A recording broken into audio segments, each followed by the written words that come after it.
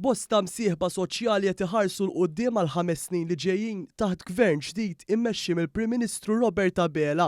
F'reazzjonijiet li ħawa news fil-jum ta' tlieta lil rappreżentanti differenti tal-korpi kostitwiti, stajna ninnutaw sentiment ferm pożittiv għall-implementazzjoni tal-proposti li ħabbar il-Partit Laburista fil-ġimgħat li għaddew.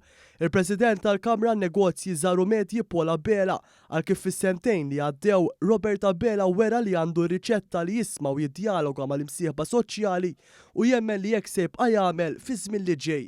Aħna bħala Kamra tan Negozju Żaru Medji mal-Prim Ministru diġà ħdimna daw is-sentejn u r-riċetta li kellu li jiddialoga magħna u kull deċiżjoni li jieħu jkun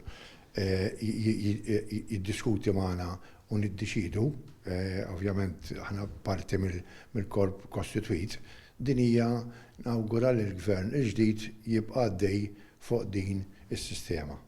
Is-Segretarju Ġenerali tal-General Workers Union Josef Buġejja spjega kif il-prijoritajiet tal-Gvern il-ġdid meta jiġu implementati żgur se jtejbu l-kwalità tal-ħajja ta' bosta fosthom tal-ħaddiema Maltin u Awċin.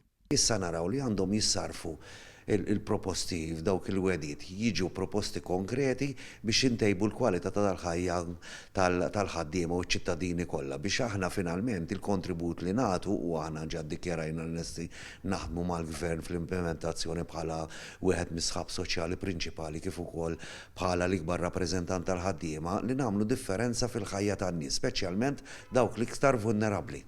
L-imsieħba soċjali Fawdex ukoll ħarsu l-qoddim għal dawn is-snin bil-kap eżekuttiv tal-Assoċjazzjoni Awċija Turiżmu Joe Muscat jgħid kif il-Gvern ġdid għandu l-kredibilità li jibqa' jaħdem fil-qasam turistiku. Hawnhekk huwa awgura li l-Gvern ġdid sabiex jibqa' jibni fuq it-tajjeb li ġa wettaq. Aħna wkoll bħala rappreżentanti tas-settur turistiku Awċi nixtiequ nawguraw il-Gvern ġdid ikompli jibni fuq il-kuraġġ u anke l-ispirtu intraprenditorjali tas-settur turistiku Awċi sabiex inkomplu ntejbu u nassistu lit-turiżmu fil-Gżira Awċija sabiex jilħaq l-irkupru sħiħ mill-pandemija COVID.